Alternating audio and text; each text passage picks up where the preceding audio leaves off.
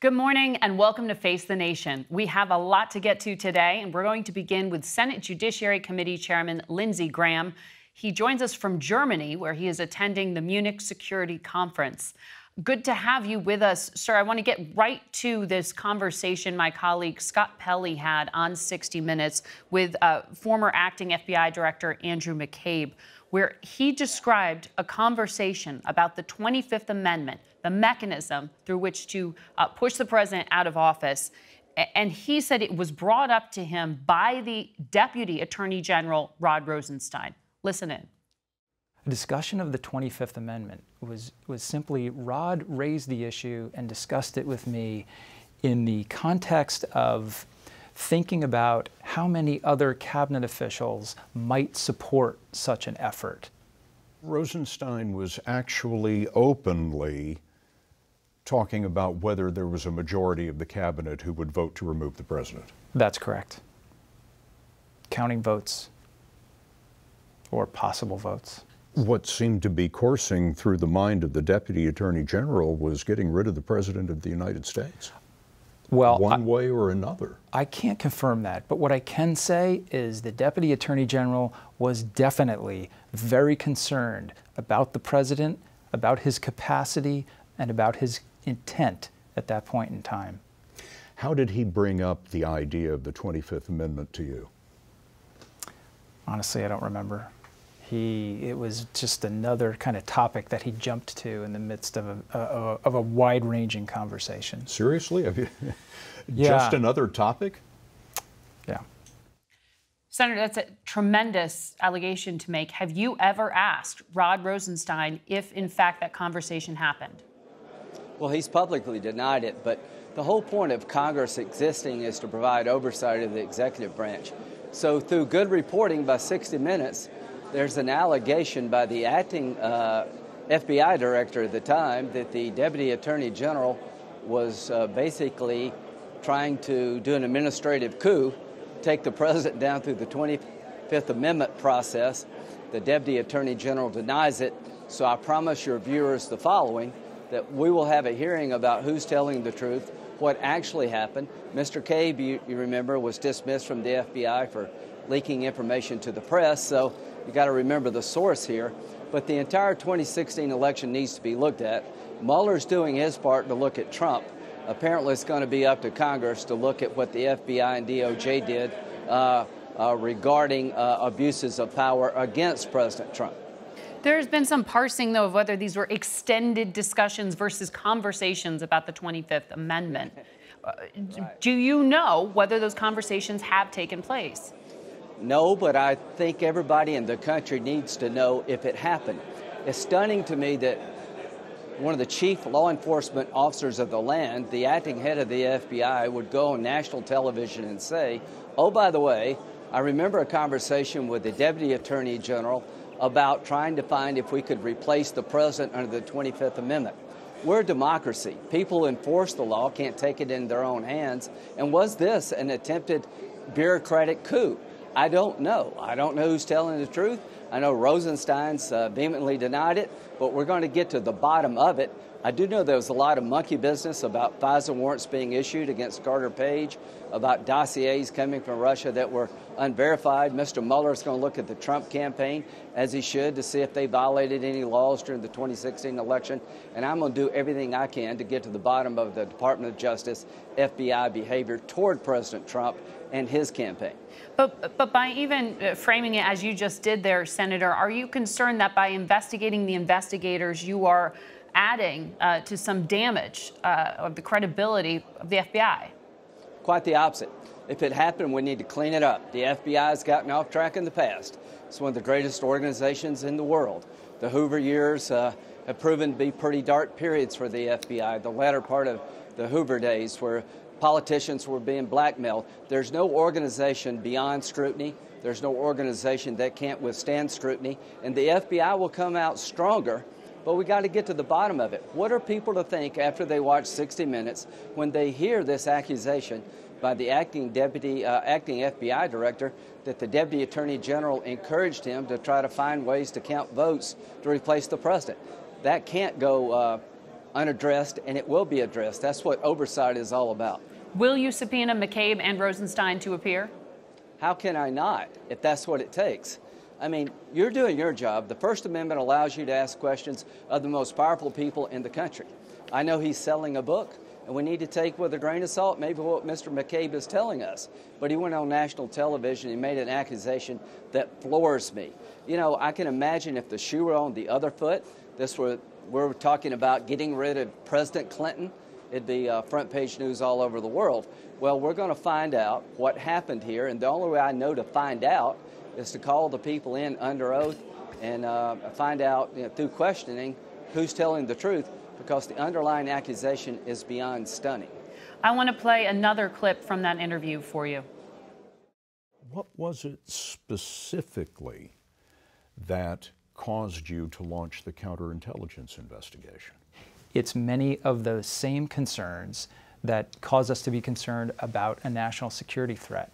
And the idea is, if the president committed obstruction of justice, fired the director of the FBI to negatively impact or to shut down our investigation of Russia's malign activity and possibly in support of his campaign, as a counterintelligence investigator, you have to ask yourself, why would a president of the United States do that? So all those same sorts of facts cause us to wonder, is there an inappropriate relationship, a connection between this president and our most fearsome enemy, the government of Russia? Senator, you voiced support for the Mueller probe in the past. Listening to what McCabe just described there, a troubling pattern of behavior that he, as a lifetime investigator, saw as a troubling fact pattern, led him to open a counterintelligence investigation into the President of the United States. Can you understand why he came to that conclusion? I can understand that the American people will get an answer to the question from Mr. Mueller. What I can understand is why Mr. McCabe would meet with Page and Strzok to discuss their hatred for candidate Trump, talking about taking an insurance policy out in case the election went different than they want. I don't understand how on 4 different occasions a FISA warrant was issued against an American citizen based on a dossier prepared by an agent of the Democratic Party gathered in Russia that is not credible to this day. I don't understand how Mr. McCabe could ignore the statements of Bruce Orr, who was the number 3 guy at DOJ, Mr. Steele, the guy who prepared the dossier. Mr. McCabe, you need to understand, hates Trump, and he's got a political bias. So Mueller will tell us about what Trump did or didn't do.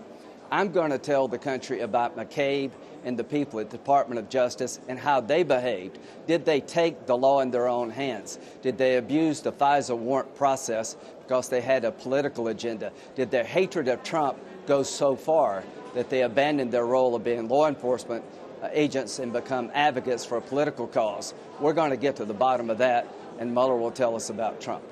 But you recognize there that McCabe is laying out the grounds of what he saw as an obstruction of justice attempt. Yeah, I'm telling you, Mr. Mueller will look at that, but I think McCabe, Strzok, and Page had a political bias, a political agenda, and I find it odd that the dossier that was used to get the warrant against Carter Page, prepared by a foreign agent paid for by the Democratic Party, that they knew to be unreliable, was used on 4 separate occasions to get a warrant.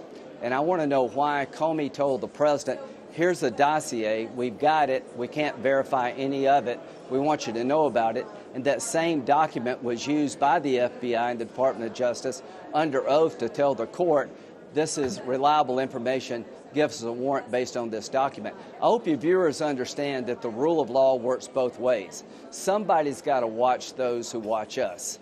And I intend to watch what McCabe and his crowd did during the 2016 election. Senator, here in the United States, the president just declared a national emergency in regard to getting the funds for his border wall. He stood in the Rose Garden and he said, quote, I didn't need to do this, but I'd rather do it much faster. I want to get it done faster. That's all. You're a lawyer. By acknowledging this, the president's saying, by definition, it's not an emergency. So hasn't he opened himself up to even more legal challenges? I really don't think so. I think the president's been making a persuasive case that the border's broken. Drugs are flowing across the border, killing Americans, human trafficking. We've got a dangerous situation along the border. I know that the governor of California agreed to leave 100 California National Guardsmen along the U.S.-Mexican border because he could see results in terms of interdicting drugs. So I think the president has the authority to deploy troops to the border. Obama did, Bush did, Trump has, and I think he has the authority while they're there to build barriers, and we'll see. I support his desire to get it done sooner rather than later, and I'm disappointed that my Democratic colleagues would not give the president the money to secure the border that they were willing to give to Bush and Obama.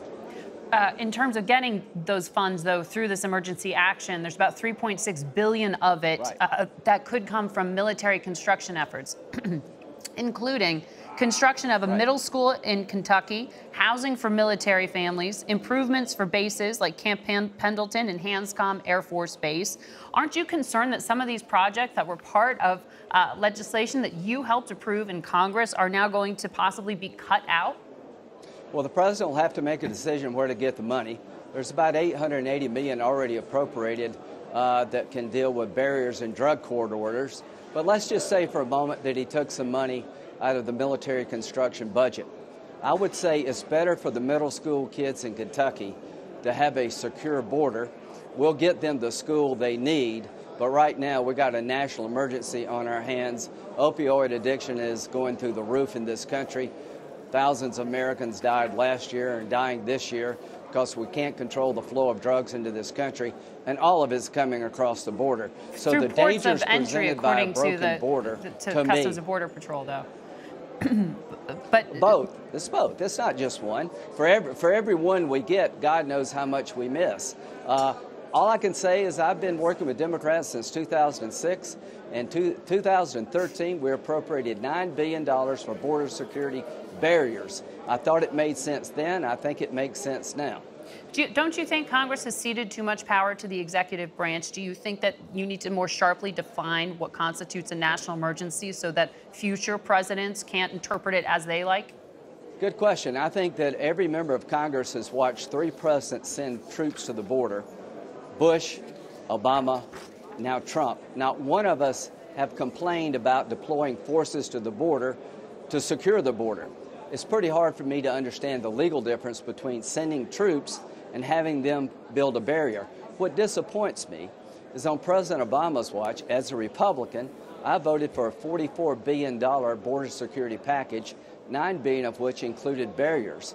2006, all of us voted for the Secure Fence Act. And we're talking about steel barriers, not a concrete wall. And unfortunately, when it comes to Trump, the Congress is locked down and will not give him what we've given past presidents. So unfortunately, he's got to do it on his own, and I support his decision to go that route. Well, perhaps in the future we can talk about sharpening what constitutes an emergency. But before I let you go, you made a pitch from the stage there at Munich for foreign troops to be committed to Syria alongside American forces. How many U.S. forces are needed to stay there, and has President Trump actually made that commitment to you? Well, thank you for asking, Margaret. The Islamic State in Iraq and Syria has been destroyed. It has been defeated. Millions have been liberated. I want to congratulate President Trump and all of our allies for destroying the Islamic State in Iraq and Syria. All the work is not yet done. Remnants of ISIS are lethal. We need a follow-on presence post-caliphate destruction. The good news, we can do this with a fraction of American forces we've had in Syria in the past. The real good news is Europeans are willing to contribute because their cities have been attacked from Syria. The caliphate in Syria has caused thousands of deaths inside of Europe. I think just a fraction, a couple of hundred compared to 2,700 would be enough to get Europeans to contribute to the stabilizing force to make sure ISIS doesn't come back like it did in Iraq, to make sure that Turkey and the Kurds don't go to war, to keep them apart, and to make sure Iran doesn't come in and take over when we leave. So I've never felt better about the outcome in Syria. With a small contingent of Americans, a lot of Europeans will come in and help fill in the gap. A very small down payment to secure ISIS never comes back. The Iranians don't take over Syria, and we'll keep our Turkish and Kurdish allies separated so we don't start a new war. So the good news is the caliphate's destroyed. We need a little more effort in Syria to keep it that way. We've gone from thousands of troops in Iraq and Syria down now to a couple of hundred in Syria. Congratulations, Mr. President. The job is not yet done, but we've done a hell of a job destroying the caliphate. Senator Graham, thank you.